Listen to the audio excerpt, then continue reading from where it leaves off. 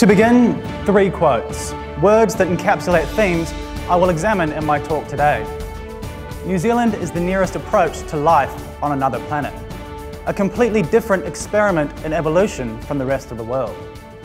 The third quote refers to what Sir Paul called our Apollo mission, his dream of a pest-free New Zealand, making our country a place where talent wants to live. For around 80 million years, New Zealand's plants and animals evolved in splendid isolation. This is some 76 million years before our earliest ancestors roamed the plains of Africa. This deep time allowed New Zealand to evolve a unique biota, so unique that it is integral to our identity as New Zealanders and also how we market ourselves to the world. The moniker by which we are known is Kiwis. The emblem adorning our iconic teams is a silver fern. The koru, ubiquitous in Māori art, represents an unfurling tree frond and is the symbol of our national carrier. Tourism leverages off a 100% pure image of soaring peaks and lush forests. So as a people, we have a deep connection to our biota, but we have, from the earliest of times, had a devastating effect upon it. The early Polynesian settlers brought with them the Pacific rat. In 1770, Joseph Banks, Captain Cook's botanist, remarked upon the chorus of the birds, which was the most melodious wild music he had ever heard.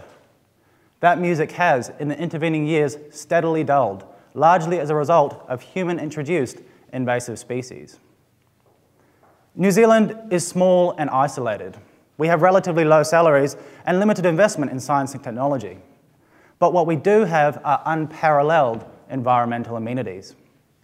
In my talk today, I will make the argument that enhancing New Zealand's environment through managing our invasive species is one way to increase our attractiveness to the best talent, as well as deliver economic, social, and conservation benefits.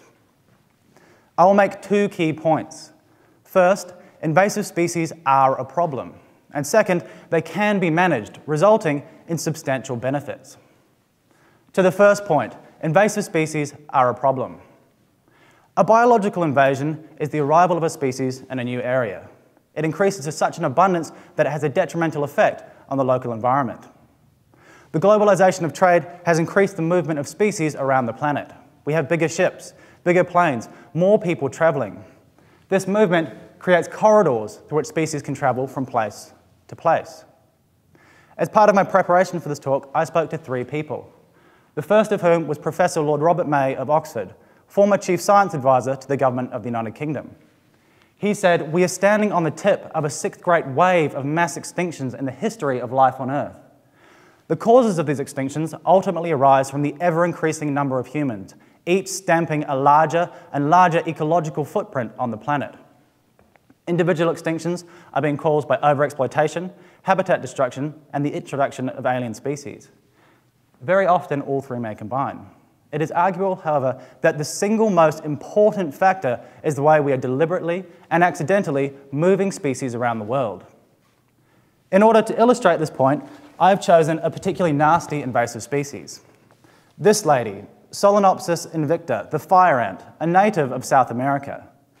There, largely because of competition with other ants, they don't reach high abundances and aren't a big pest. However, in the rest of the world, it's a very different story. You may not be able to read this in the audience, but on this ant's abdomen it says, "Fire ants must die." This isn't because they're as big as my friend here, but because they have enormous impacts.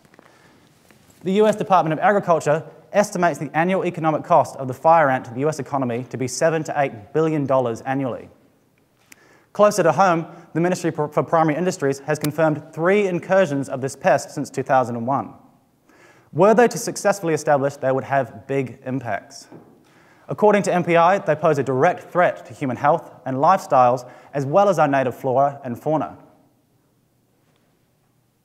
In addition, they damage agricultural machinery, roads, and crops due to their nesting behaviors. Look at this guy's arm on the slide. I've lived in Texas where fire ants are a problem, and I can tell you that really hurt. Which brings me to my next point. Invasive species can be managed, resulting in substantial benefits. As Sir Paul said, this is our Apollo mission. Over the past summer, funded by Bayer and the Royal Society, I worked towards this goal on New Zealand's worst invertebrate conservation pest, the invasive common wasp, Vespula vulgaris. According to the New Zealand Entomological Society, the common wasp is a critical issue for New Zealand entomology. The second person I spoke to was Professor Phil Lester of Victoria University, an invasive species expert and immediate past president of the New Zealand Entomological Society. He said what was once a deafening dawn chorus has been replaced by the drone of invasive wasps. There is a desperate need to reduce populations of these wasps by 80 to 90% in over 1 million hectares of New Zealand forest. This need is driven by wasp density. In New Zealand, it's the highest in the world, up to 370 per square metre. This is a square metre. Imagine 370 wasps inside this space, carpeted across an entire forest. Wasps at these sort of densities have big effects on local ecosystems. First, they compete with native birds and invertebrates and have even been recorded killing bird chicks. Second, they are a constant hazard and pest in over 1 million hectares of our conservation estate. Third, DOC and private landowners spend millions annually on wasp control, and current measures only act on short timescales and are primarily synthetic agents, which isn't something you want to inundate our conservation estate with. If any of you are planning on visiting forests or beaches in Nelson, Blenheim or Golden Bay over the coming summer, be prepared to be serenaded not by the most melodious wild music you have ever heard, but by the drone of invasive wasps. They are a plague that is impossible to avoid. My work over summer sought to establish where our wasps came from. We sampled populations from Eurasia, the Pacific, and South America. What we were looking for was genetic similarity. If we could find wasps overseas with high genetic similarity to ours, then we could determine where our invasion probably came from. On the map behind me, the dark red dots in Europe indicate where the closest genetic similarity to New Zealand is. So as you can see, our wasps probably came from the United Kingdom. Now, whilst this isn't surprising, it has a very practical function. There is an idea in invasive species research called the enemy release hypothesis. The concept is when a species spreads to a new area, it may do so in the absence of natural enemies. So we hypothesized at the beginning of our research that when our wasps came from the United Kingdom to New Zealand, they may have done so in the absence of their natural pathogens. This is bacteria, viruses, and parasites. To put it in a human context, imagine you took 100 people with no diseases and you put them on an island. They're going to survive better than their counterparts back home. So the next step in our research is trying to find a pathogen in the home range to bring here to control our wasp populations. The one we're looking at in particular is called Nosema, which is a parasite that has been implicated in the colony collapse disorder of social honeybees. We reason as it has such a devastating effect on social honeybee populations, it may be able to help control our social wasps. We started looking at our samples from Europe and have established the presence of this parasite in our European specimens.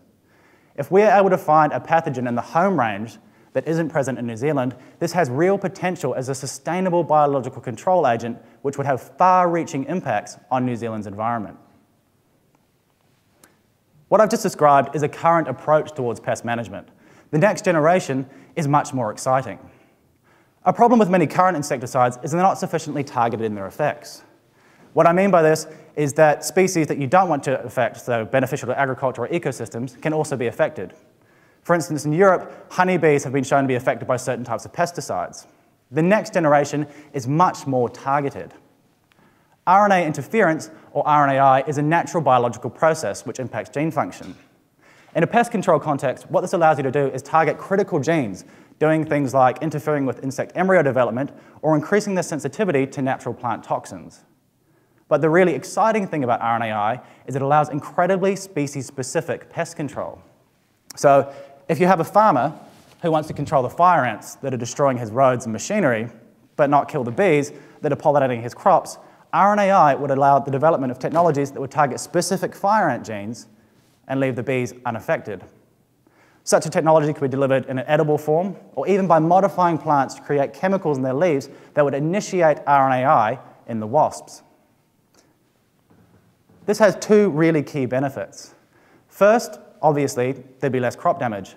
However, secondly, and more significantly, there'd be no collateral impacts. So for instance, without pollinators, the lunch you all ate today will be devoid of fruit and vegetables. Your gardens will be flowerless.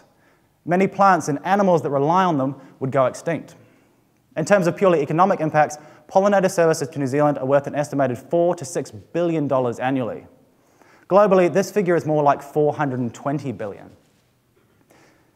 RNAi and Nosema could be used as part of an integrated pest management system in our conservation estate as well, dealing with conservation pests in a way that traditional technologies just can't do. In the future, our Apollo mission will be powered not by rocket fuel, but by targeted pest control. The third person that I spoke to was the Right Honourable Sir Geoffrey Palmer. He said, New Zealand is no different from the rest of the world. We are under threat from a range of environmental problems which threaten to engulf us.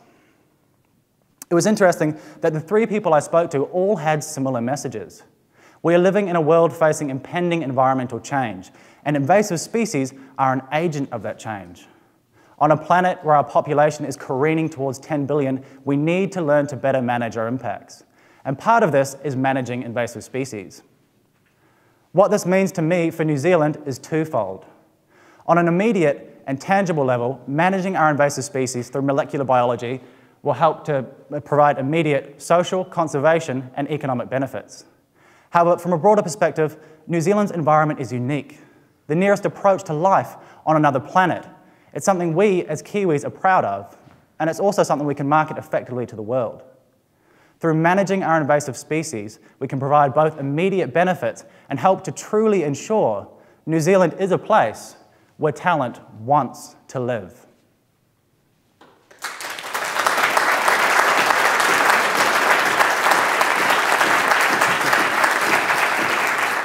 Thanks, Evan. Didn't we use stoats to get rid of rabbits? Yeah, we did, but I think that might have been in, the late 19th century. And I think invasive species research then, I thought, well, we'll bring stoats, but they didn't think about any of the impacts.